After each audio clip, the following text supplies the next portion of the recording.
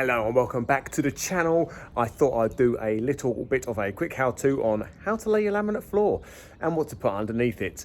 So no idea how long this video is going to be, but I'll crack on. I think I've prepared as much as I can, a bit like Blue Peter.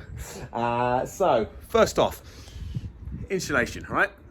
Don't not put it down. You're not saving a lot of money and it's well worth doing. So the stuff that I use actually comes from Wix and it's bloody brilliant. So it is this stuff. I'm gonna get that. It might be around the wrong way or it might not be, but Arbuton. And basically it's a 3-in-1 underlay. So basically it's got your softness, gives a bit of like support for the floating floor. It has an underlay built in, then it's got the full DPM tape as well, which makes it waterproof and is basically absolutely brilliant. There you go. I'll let you just have a quick read of that because I can't be bothered reading out everything. So once you've done that, basically back or front, doesn't really matter. I just want to start on my full straight line, get it down, and then what it's got built into it is a taping joint.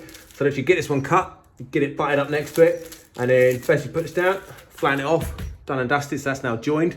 Now for the one at the front, you know, you're bloody lucky if it happens to be the right length. So what I do is, I measure from obviously that end to the front of the windows into the recess. I then take that to the chop saw. And then I do a cut with a chop saw while it's still taped up. So you get a perfect edge, so you don't end up with like a swiggly, swoggly line. OCD-ish? I don't know, but that's the way I do it anyway. So once you kind of got that, and then it's all stuck down, so use your imaginations. That is now stuck, looking very shiny and good. Get your full boards, line them up. You can do this with a tape measure, but I'm showing you visually how it's done. So basically I know that right into your recesses, don't forget to measure into your recesses. That is absolutely perfect. That little bit of the overlap makes no difference because I'm going to have a threshold strip over here, which will be where the window sits anyway, so that bit will get chopped. So I have 3 boards will do me. I then take another board. I measure this at about 1.3 meters, 130 centimeters. I chopped off 43 centimeters off of my next one, and using the bigger part of that, so that's the off cut there. That is now 3/4 of the length. That one will be the next one in line, and of course that means that the full board goes in up to there. So what you don't want to do is like have joints too close to each other. So you generally want at least 30 centimeters, but obviously this is going to be 43, which is plenty to the joint. That just gives the floor lots of strength. Some people will cut half, because I've got 3 full boards.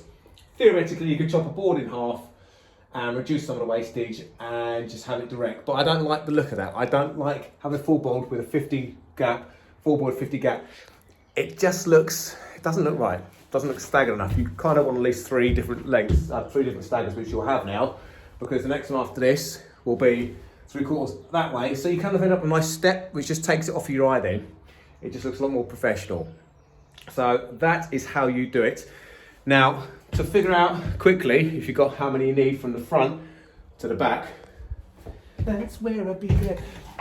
I took one of these, put it up against there, like so. These are 19 centimeters wide. That's about 16, so I've got a tiny little cut over here. Beautiful, that'll be gone.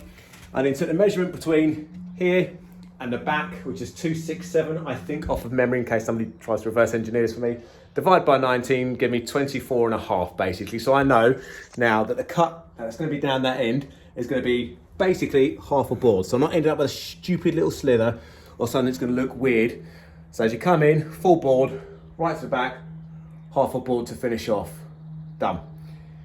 If that's still confusing, because even as I'm saying it, it's not complicated, but you know, if you haven't done a lot of this, it can be complicated.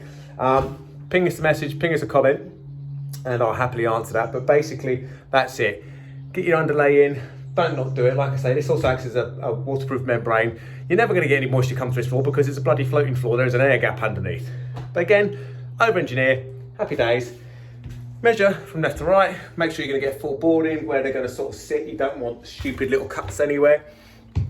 And then measure the depth and make sure you're going to end up with a nice cut on this end. So that's it. Easy peasy. So I shall crack on and get this floor done. And check out my other video from the end of this day, which will be linked in the corner somewhere.